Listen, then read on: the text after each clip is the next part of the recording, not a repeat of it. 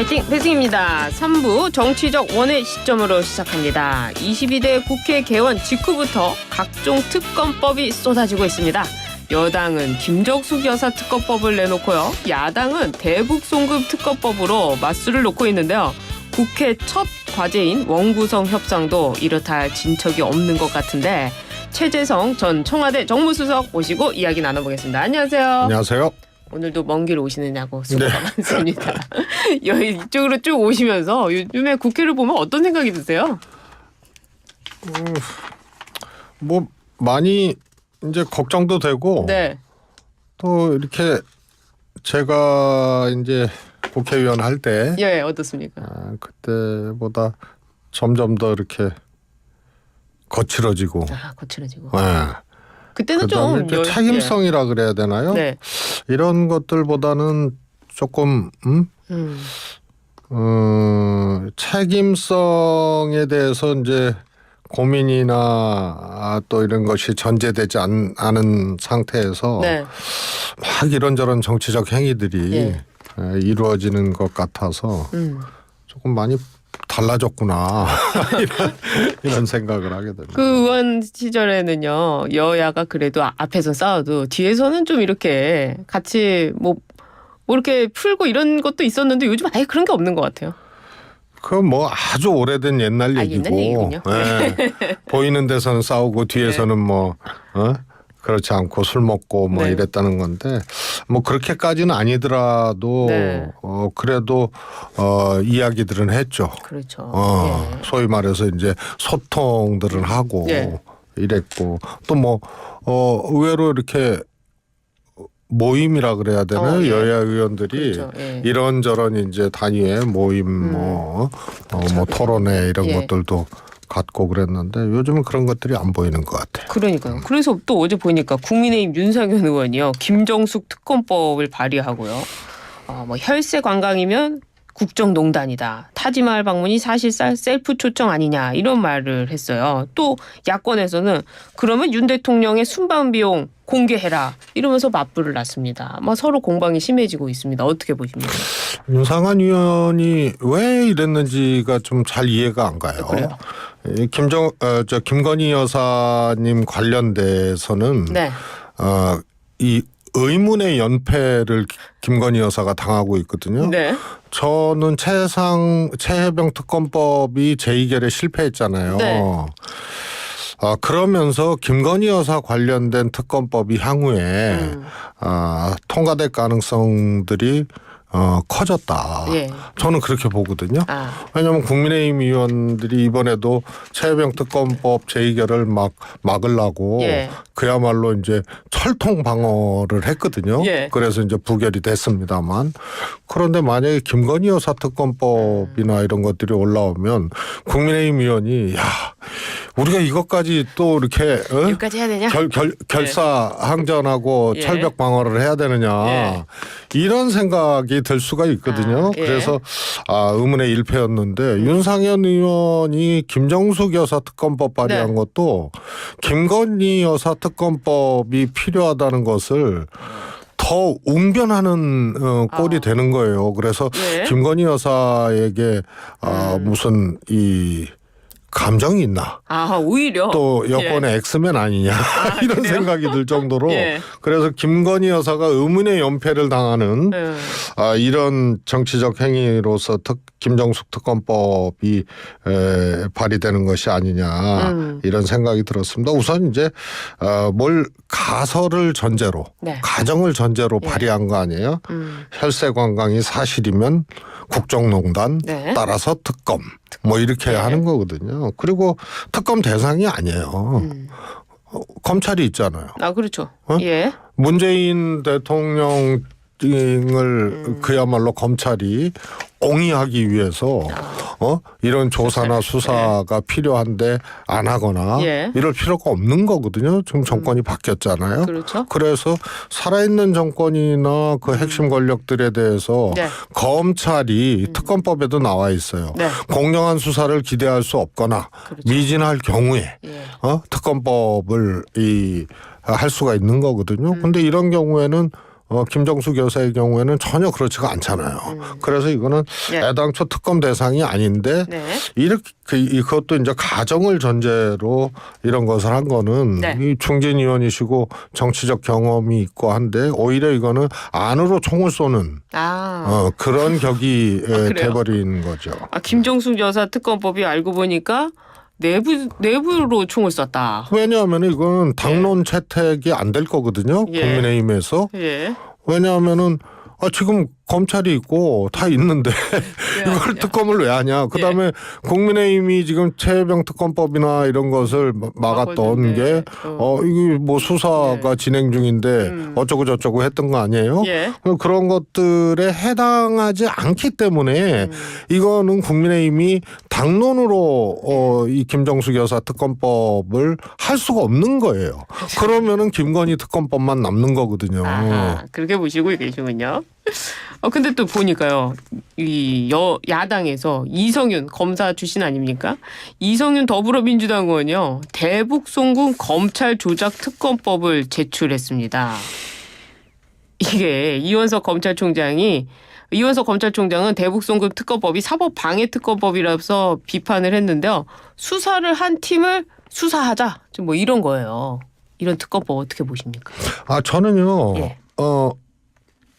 우선은 이건 뭐 김정숙 여사 특검법하고는 전혀 이제 성질이 다른 거기 때문에 서로 이제 연관지어서 뭐 이것도 맞불이다 뭐 이렇게 야당의 맞불이다 이렇게 보기는 어려운 거고 성질 자체가 저는 뭐 이것까지 특검으로 했어야 되느냐 그런 생각이 들어요. 이것까지. 그렇습니다. 그래서 수사 과정에서 여러 가지 이제 불법 내지는 또 이제 과도한 혐의들이 있다고 보여지면은 그거는 뭐 공수처에서 할 수도 있는 거고. 그렇죠. 그다음에 뭐 아직 해당 이 수사나 재판이 끝난 것도 아니잖아요. 그렇습니다. 아직 판결이 안 나왔어요. 그래서 뭐 사법 방해까지는 모르겠지만 이걸 이제 현재 시점에서 특검으로까지 이것을 한다는 거. 이 제기를 했어야 되는가 그런 생각입니다. 그러니까 근데 이게 좀 특이한 거예요.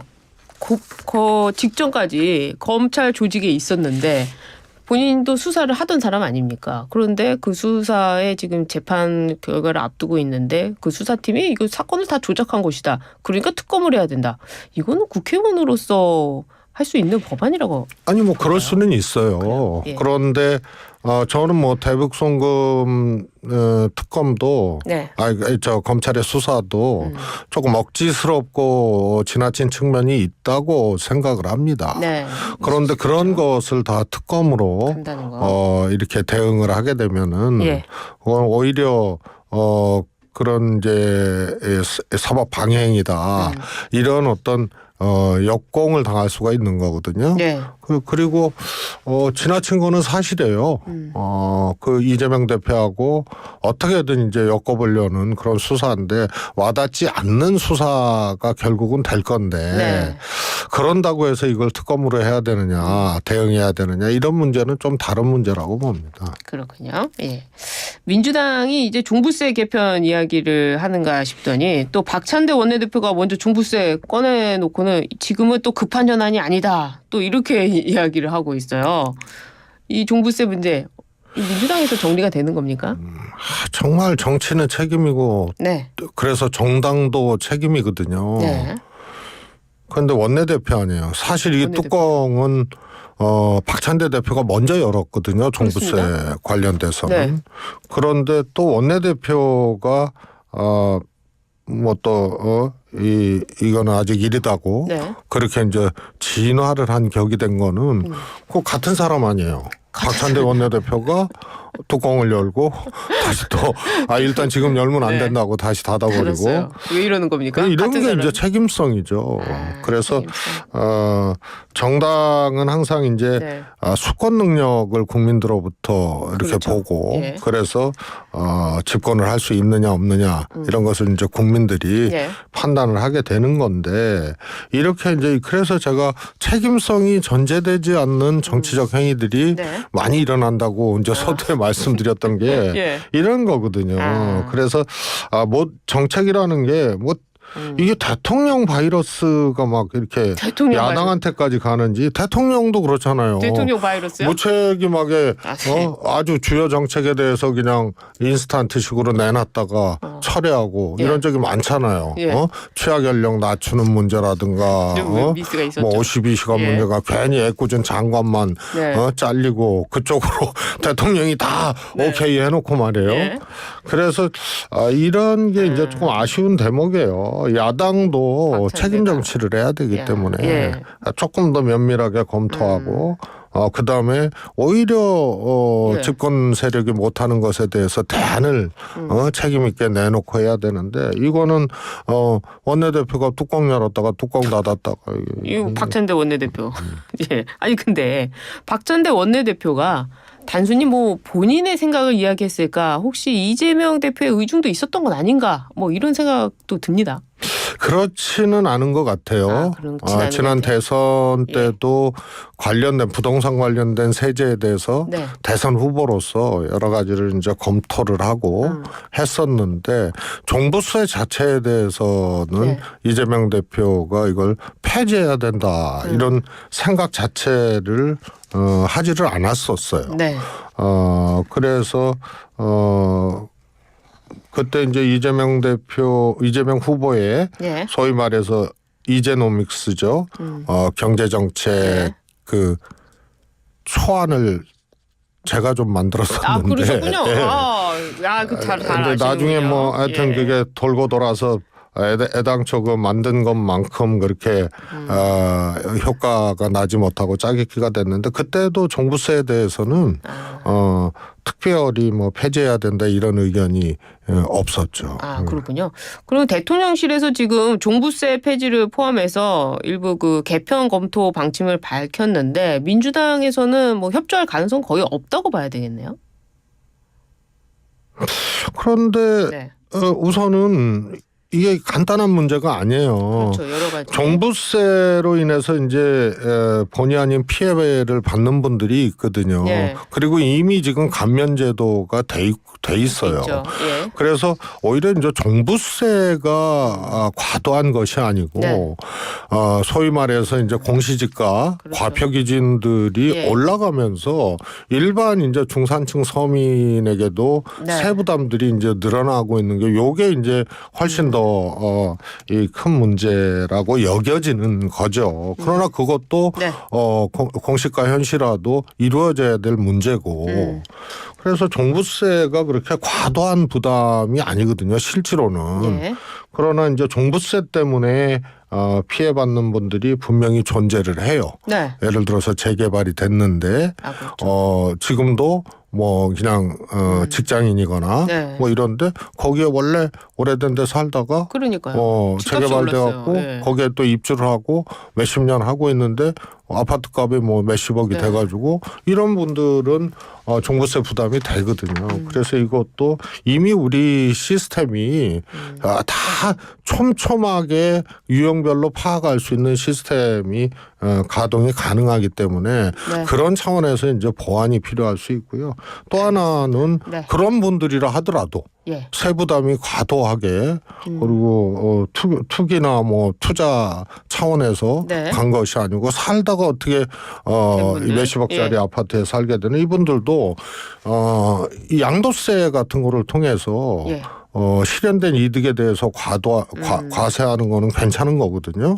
그래서 그런 걸로 좀 보완을 해서 종부세도 보완하는 이런 입체적인 이제 대안들이 필요한 거죠. 그렇군요. 지금 더불어민주당의 친명계 최대 조직인 더민주 전국혁신회의 2기 출범식을 했습니다. 이재명의 일극 체제가 심화하는 거 아니냐 이런 얘기도 나오는데요. 보니까 당내에서는 좀 반발도 있는 것 같아요. 이재명 대표를 향해서 지시해서 명령해서 내려오지 마라. 어떤 당 입장을 정할 때 지시해서 내리지 마라. 이런 입장도 지금 나오고 있습니다. 당내 반발. 어떻게 보십니까? 우선 더민주 전국 혁신회의라는 것이 이제 이번에 이제 원내 진입을 많이 했거든요. 그래서 그래서 어떻게 보면 이 또한 당의 이제 기득권 집단이 될 수가 있고요. 특히 이제 이재명 대표 일극 체제가 심화되는 하나의 이제 이 힘으로 네. 그런 에너지로 작용을 하게 되면 혁신의 이름이 무색하게 되는 거죠. 그러네요. 예.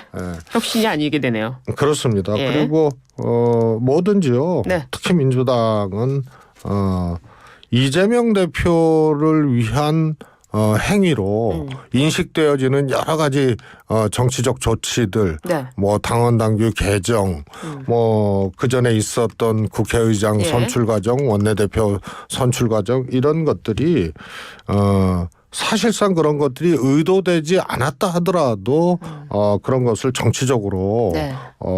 이게 너무 독주 체제 아니냐, 또 명심 아니면 안 되는 거 아니냐 이렇게 가는 것은 정치적 오히려 조치를 해서 완화시키고 그렇게 보여지지 않도록 하는 것이 훨씬 더 중요하기 때문에요. 그런데 사실 명심이 개입하고 네. 이재명 대표의 일극 체제로 네. 하기 위해서 이런 민주당 내 정치적 행위들이 이루어진다 그러면 정말로 안 좋은 거죠. 그럼 반발이 나올 수밖에 없는 거고요. 근데 당원 당규 개정을 보니까요. 이 뭐 헌법 개헌부터 시작을 해가지고 대권을 염두에 두어서 이제 뭐 1년 전에 그만둬야 되는 당대표 1년 전에 그만둬야 되는 그런 부분도 삭제하고 또 뭐 부정부패 행위가 있어도 뭐 할 수 있는 뭐 그런 식의 당원 당규 개정도 이루어지고 있는데 이게 모두 다 이재명 대표의 대선을 염두에 두고 하는 거 아니냐. 결국 당이 이재명의 일극 체제로 당원 당규도 바뀌는 거 아니냐 이런 얘기도 있거든요. 사실 별것도 아니거든요. 별거 아닙니까? 네. 예. 뭐 1년 전에 당대표 네. 대선 후보 되려면 경선 나가려면 네, 그만둬야 1년 전에 되는데. 사퇴해야 된다는 네. 것은 그 조항을 없애는 게 아니고 네. 단서 조항을 넣어가지고 예외 조항을 예외 조항. 예. 당에 이제 뭐 당무회의의 결의에 의해서 바꿀 수 있다 뭐 이런 건데요.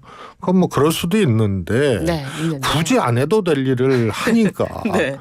문제 제기를 받는 거죠. 그거는 그 원래 그 규정이 만들어진 취지가 예. 당대권 분리거든요.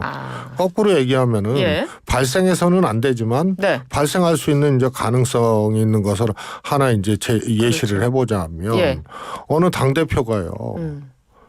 대중적인 이 지지도는 별로야. 네. 근데 당 대표야. 예. 민주당 대통령 후보가 돼서 대통령 하고 싶어. 예. 그래서 1년 전 사퇴 규정이 없으면 당대표 계속하면서 규정을 바꿔버려. 예. 대의원이 대통령 후보를 선출하게. 예. 옛날 체육관 선거처럼 말이에요. 예. 그런데 대의원들은 장악하고 있어. 당대표가. 예. 그럼 안 되잖아요. 인기는 없는데. 그래서 당대표라는 직위로 대통령 후보가 되려는 이런 것을 방지하기 위해서 당대권 분리조항으로 1년 전 사퇴, 국민의힘은 1년 6개월 전 사퇴 이거를 넣어놨거든요. 그래서 그걸 굳이 안 바꿔도 되는 거예요. 그리고 예. 바꿔도 되는 거고. 예. 그런데 이재명 대표 체제에서 굳이 이것을 하니까 네. 필요 없는 것을 하니까 이제 왜 하지? 그러면서 이제 문제 제기를 받는 거죠. 그러니까요. 왜 하필이면 이재명 대표 때 바꾸느냐 이거네요. 또 이런 얘기도 있습니다. 일부 5선 중진 의원들이 이재명 대표한테 그 국회의장당 후보단 선거에 당원 의견 20%를 반영하는 것이 부적절하다 이런 의견을 낸 걸로 알고 있는데요. 어떻습니까? 부적절한 정도가 아니죠. 이거 부적절한 정도가 아니다. 그럼요. 예, 그럼 이건 어떤 겁니까? 아니 우선 이제 그 국회의장은 이제 국회에서 선출을 하잖아요. 그렇죠. 국회의원들이. 근데 이제 다수당에서 국회의장을 내게 돼 있는데 예. 관행상 이제 다수당에서 올리면은 국회 본회의에서 이제 이 통과를 시켜주는 거죠. 그렇죠. 시켜주는 그래서 거죠. 민주당이 다수당인데 민주당이 다수당은 어떻게 해야 된다는 규정은 없어요. 그러니까 그걸 뭐 당원들이 선출해도 되고 굳이 얘기하면 논리적으로는 그렇습니다. 그렇죠. 아무 상관이 없는데 이제 관행적으로 의원들의 대표를 뽑고 국회의 그렇죠. 대표를 뽑는 거고 다수당이 추천하게 돼 있으니까 예. 그 추천 절차를 어떻게 하느냐의 문제거든요. 예. 그것 때문에 국회 수장을 뽑는 거기 때문에 국회의원들이 하는 거예요. 그렇죠. 그러니까 민주당에서도 국회의원들이 의장 후보를 다수당인 민주당에서 내는 것이죠. 예. 하나도 이상할 게 없고 당연한 절차인데 그거를 굳이 당원을 꺼내겠다. 예. 논리적으로는 정당의 이제 추천 절차이기 때문에 뭐 하지 말라는 법은 없어요. 그런데 그렇게 해야 될 특별한 이치나 이유가 없는 거죠. 그러네요. 왜 이렇게 무리하게 하는지 이해가 안 되네요. 알겠습니다. 오늘 시간이 다 됐다고 합니다. 벌써 다 됐습니다. 벌써 다 됐대요. 아쉬우시면 다음 주에 또 예, 나오시죠. 먼 길 왔는데 먼 길 빨리 가겠습니다. 오늘도 나와주셔서 감사합니다. 지금까지 최재성 전 청와대 정무수석과 함께했습니다. 감사합니다. 감사합니다.